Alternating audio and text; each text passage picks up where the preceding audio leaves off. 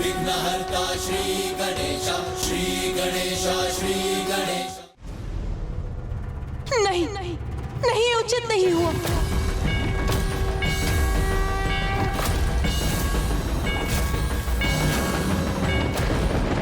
क्या हुआ पार्वती?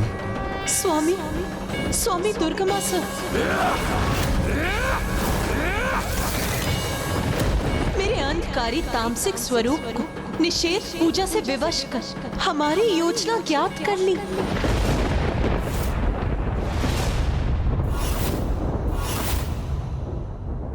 पार्वती, पुत्र गणेश आपकी शक्ति का दीपक लेकर देवताओं एवं धर्म की रक्षा करने हेतु वेद की देवी को मुक्त कराने जा रहा है। और अब दुर्गमासुर को हमारा भेद ज्ञात हो गया है। हाँ स्वामी, किंतु दुर्गमासुर ने मेरी अंधकारी शक्ति को निषिद्ध पूजा कर विवश किया था,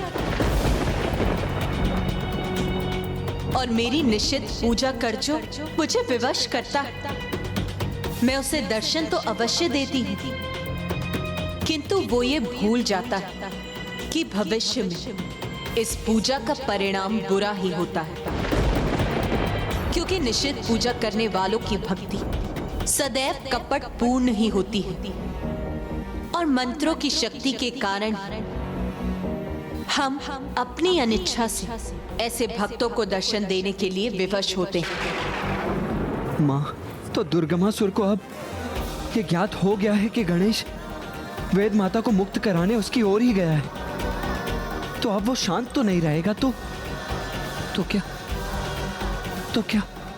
क्या गणेश संकट में है माँ?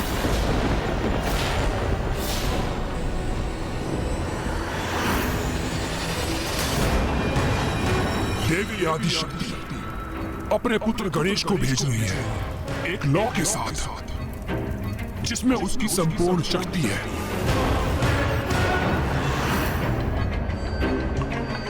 तो मैं वो दीपक ही बुझा दूंगा। ना रहेगी माता, ना रहेगा ये संसार, और ना ही रहेगा कोई ईश्वर। एक ओर वेद की देवी संकट में है, और दूसरी ओर देवताओं का अस्तित्व भी नष्ट होने के निकट है, और अब हम गणेश को भी आगे बढ़ने से नहीं रोक सकते। तो अब सब कुछ गतिशील, सब कुछ गणेश के ही हाथ में। तो अब जो करेगा गणेश ही करेगा। धर्म की रक्षा के लिए हमें वेद माता को किसी भी प्रकार से मुक्त कराना ही होगा मूषक जी, और ये कार्य हमें गुप्त रूप से करना होगा मूषक जी। गुप्त रूप से प्रभु? हाँ मूषक जी, दुर्गमासुर को इसका तनिक भी आभास नहीं होना चाहिए, अन्यथा स्थिति नियंत्रण के बाहर जा सकती है। यदि वो लौ तेरी नगरी तक पहुंच गई तो तेरी संपूर्ण नगरी भस्म हो जाएगी। तो रोक ले उसे, बुझा दे उस दीपक की लौ को।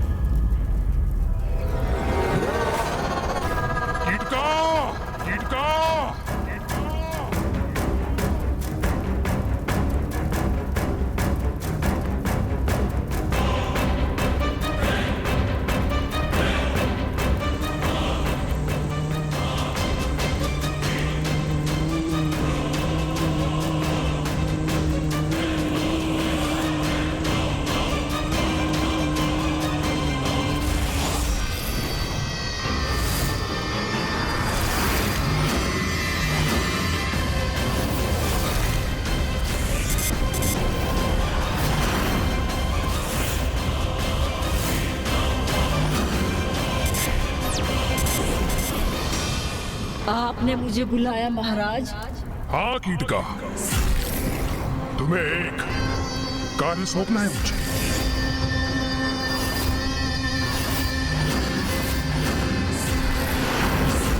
मेरा एक महाशत्रु अपने हाथों में ज्योति लिए मेरे नगर की ओर बढ़ रहा है। और तुम्हें उसे यहाँ प्रवेश करने से रोकना है। उस ज्योति को बुझाना है। अवश्य महाराज, मैं ये कार्य अवश्य करूंगी, क्योंकि ज्योति को लीन लेने में मुझे बहुत आनंद आता है, क्योंकि मेरा आहार जो है ज्योति। किंतु कीट का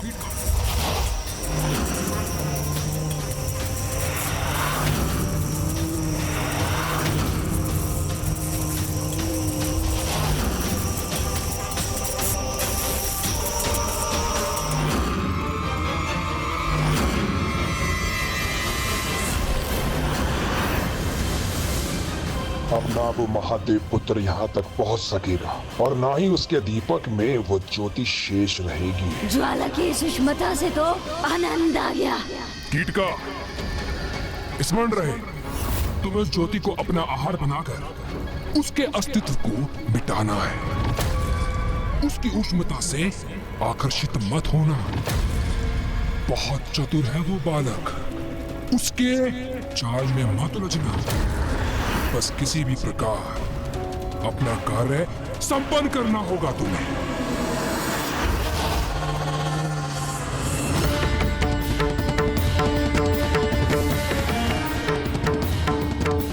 मूषक जी, गति धीमी कीजिए।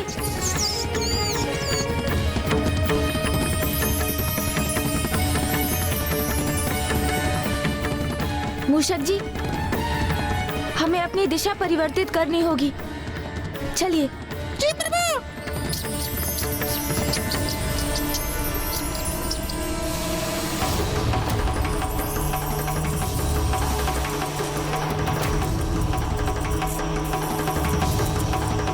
मूषक जी, ये ध्वनि सुनी आपने? हाँ प्रभु, ऐसा प्रतीत होता है जैसे कोई कीट हो।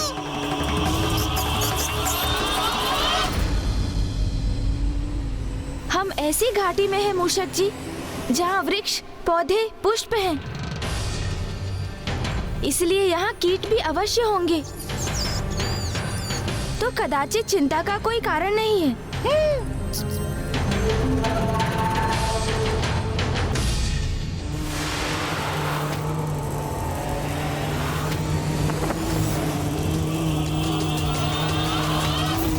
अरे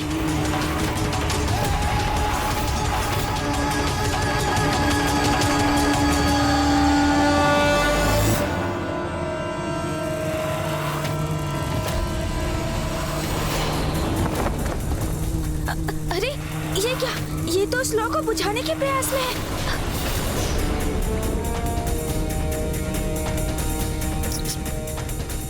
प्रभु, ये क्या?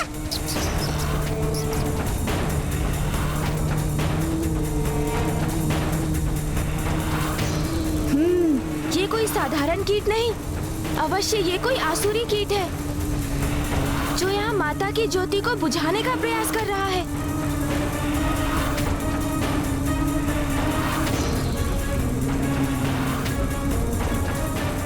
माता ने कहा था ये लौ बुझनी नहीं चाहिए।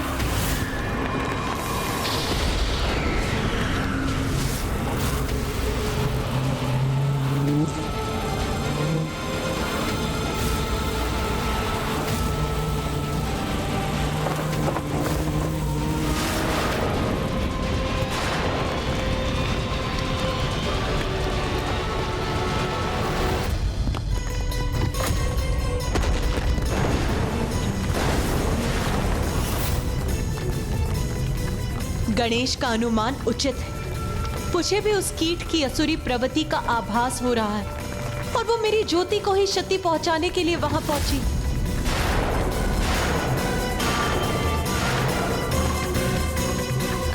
मूषक जी संभालिए। अरे,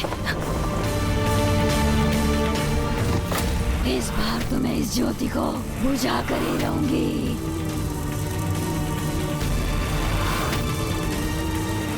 तुम जो कोई भी हो, किंतु मैं तुम्हें माँ की शक्ति को कोई हानि पहुंचाने नहीं दूंगा। मुझे कान जी की सहायता लेनी चाहिए। ये ध्वनि तो इस ओर से आ रही है। अरे इसने तो मुझे देख लिया।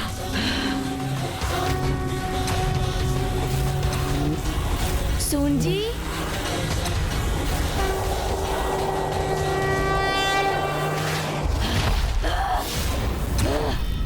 कौन हो तुम?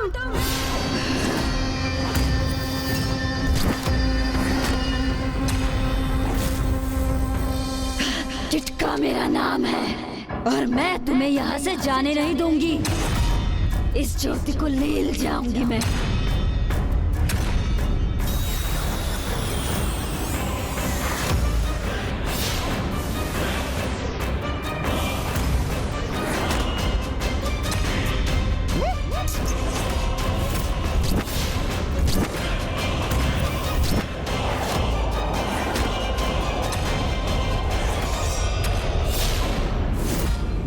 माँ, ये आसुरी कीट तो आपकी ज्योति को अपना आहार बनाने के लिए आतुर है।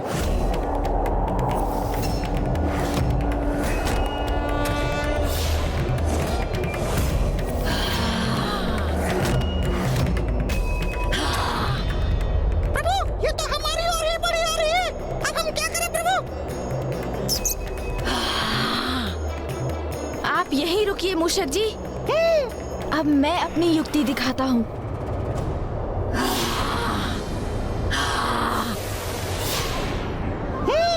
मैं समझ गया प्रभु, आपकी चतुराई।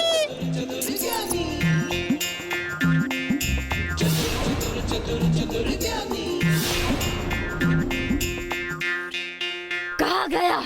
कहाँ जाकर छिप गया तू भीरू बालक?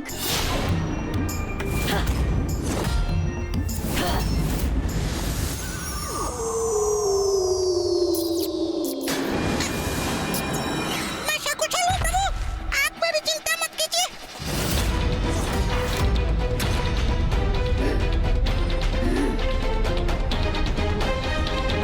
कहाँ छिप गए तुम भीरू बालक? अच्छा, तो वहाँ छिप रहे हो। अब देखती हूँ तुम मुझ किटका से कैसे बचते हो।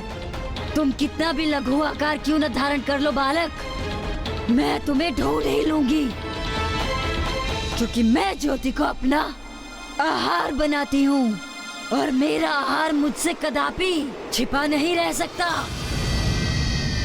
हाँ।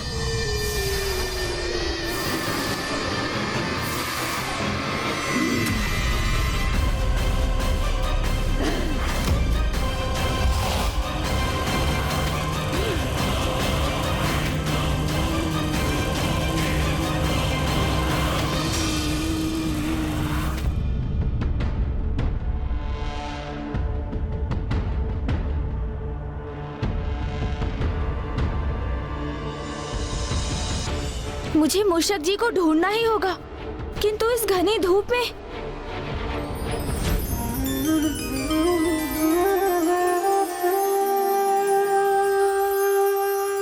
धन्यवाद माता, आपका दीपक दुर्गमासुर के आतंक से त्रस्त और निराश सृष्टि के लिए आशा की एक किरण के समान है।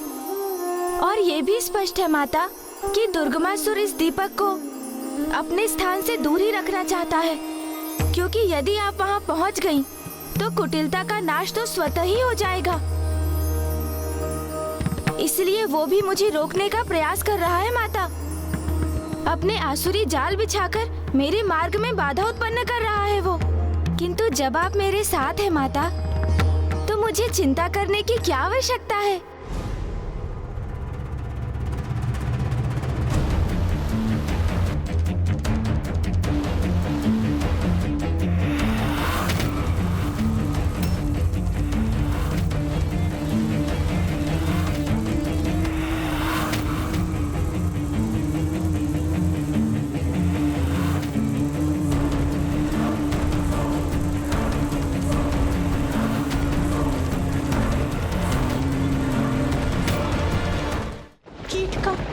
कीटका अपनी डंक से गणेश को आहत कर रही है, जिससे गणेश के हाथ से वो दीपक गिर जाए और वो उस दीपक पर धावा बोल दे। मुझे समझ में नहीं आ रहा, यह असुरी कीट तो इतनी लघुकाय है, गणेश जी बड़ी सहजता से इसे मसल सकते हैं, तो फिर वो ऐसा क्यों नहीं कर रहे? सूर्यदेव, गणेश मेरी ज्योति को सुरक्षित रखने हेतु रक्षात्मक होने पर विवश, क्योंकि यदि वो अचानक गतिशील हुआ तो दीपक की लौ डगमगा जाएगी, जिससे मैं स्वयं अस्थिर हो जाऊंगी, जिसका कुप्रभाव सृष्टि को सहना होगा। यदि गणेश चाहे तो बल का प्रयोग अवश्य कर सकता है, किंतु इस चुनौती को उसे बल से नहीं अपितु युक्ति से हल करना होगा, जिससे वो मां की दी हुई ज्योत की रक्षा भी कर सके।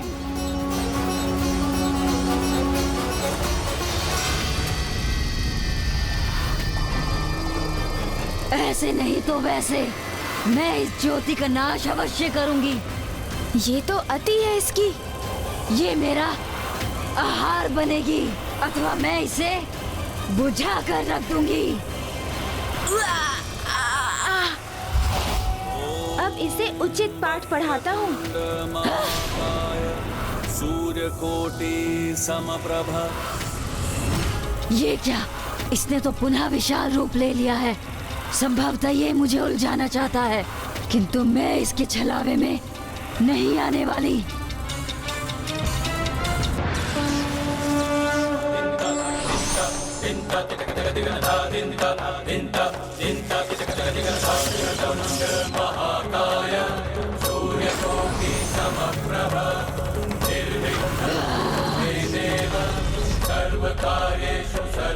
कब तक छिपा के रखोगे बालक तुम इसे? मैं तुम्हारे हाथों को चीर कर इसे प्राप्त कर लूंगी।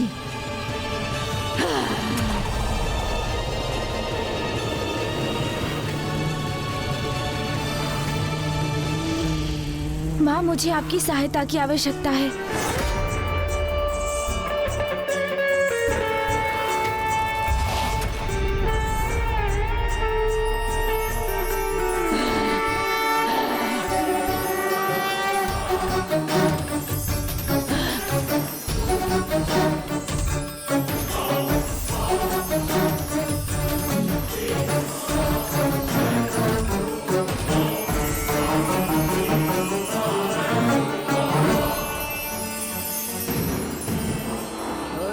इतनी उष्मता, अति सुंदर, कितनी आनंद देने वाली है ये दीपक की लौ।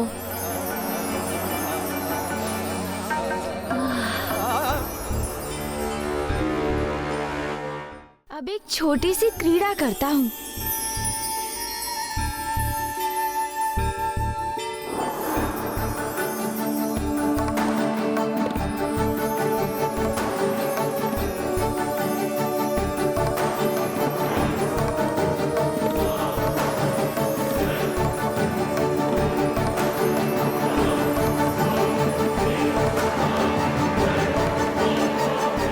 प्रथम पूज्य गणेश जी, ये क्रीड़ा का समय नहीं है, यही उचित अवसर है। मसल कर रख दीजिए इस कीटासुर को। देवराज इंद्र, गणेश कोई क्रीड़ा नहीं कर रहा है। कुमार कार्तिकेय यदि क्रीड़ा नहीं कर रहे हैं तो फिर क्या कर रहे हैं प्रथम पूज्य गणेश जी?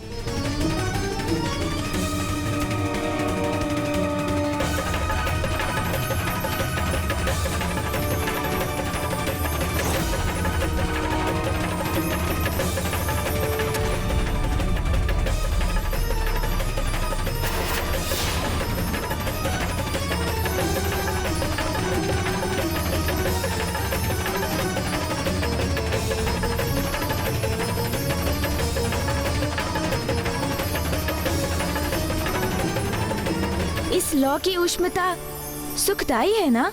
हाँ, बहुत सुखदाई है ये दीपक की लौ। तो इसके और निकट आओ ना, इससे और सुखद अनुभव होगा।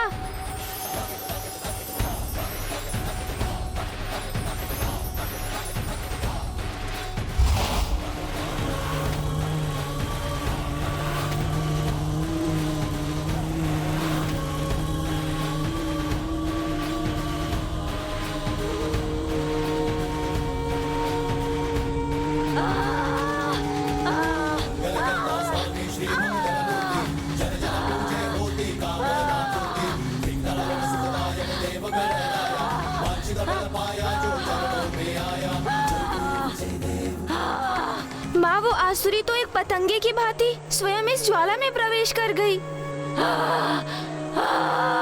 किंतु मैं किसी भी जीव को इतनी पीड़ा में नहीं देख सकता माँ।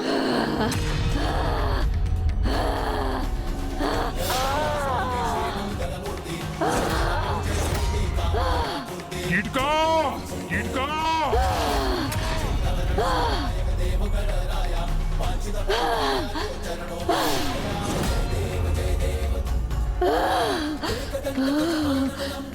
तुमने मेरे प्राण क्यों नहीं लिए? मुझे जीवित क्यों छोड़ दिया? क्योंकि मैं यहाँ किसी से युद्ध करने नहीं आया हूँ। मेरा तो मात्र एक ही उद्देश्य है। मेरे हाथों में जो शक्ति है उसे सुरक्षित रखना है मुझे। तुम्हें कोई हानि पहुँचाने की इच्छा नहीं थी मेरी, किंतु तुम मेरी माँ की शक्ति को क्षति पहुँचाना चाहती थी, इसलिए माँ ने ही तुम्हें दंडित किया है।